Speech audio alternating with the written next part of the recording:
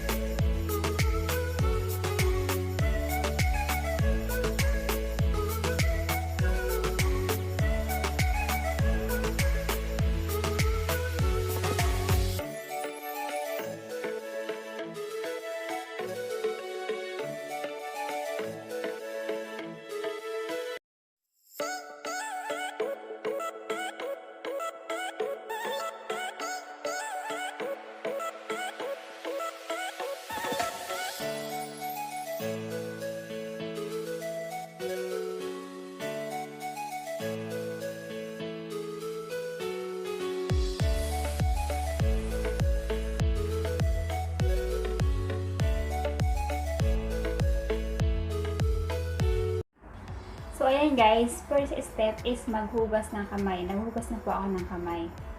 Huwag niyo pong kakalimutan, kailangan yung shiny part niya is sa ilalim po.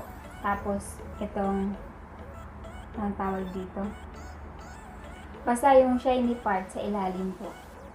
Lagyan na natin ng rice.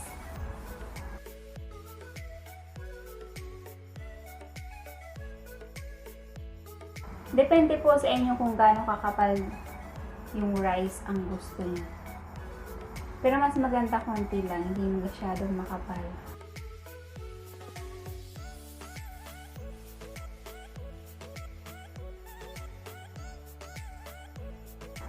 Pwede nyo siyang kamayin. Pwede rin naman hindi. Depende sa inyo. So ayun, nalagyan ko na ng rice, napantay ko na siya. Nakuha ko na yung gusto kong kakapal. Lalagyan na natin yung tuna. Yung tuna with mayonnaise. Kahit anong mayonnaise pa lang gusto nyo ilagay, pwede. Sa center natin siya ilalagay. Depende rin sa inyo kung gaano kakapal. Mas masarap, mas madami. Para yung flavor is kuwang-kuwang.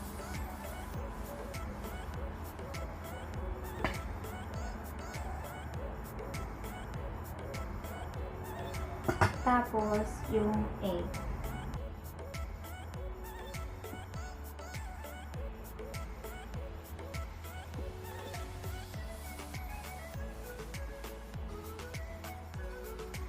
So, iro-roll na natin.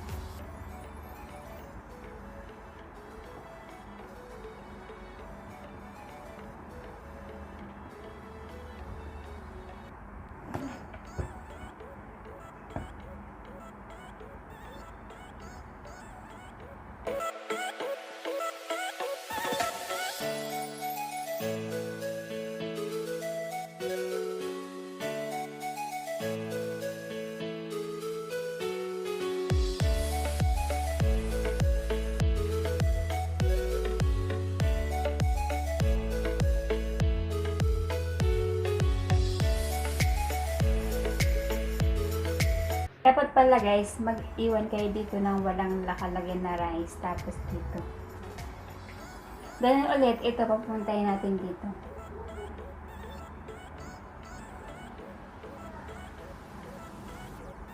Tapos, ano lang natin. Press lang.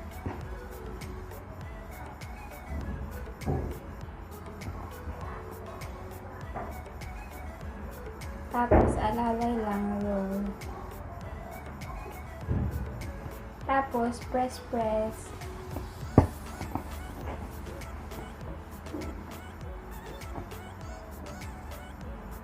That's it. So guys, meron ako nagawang dalawa. Ihiwain na natin siya.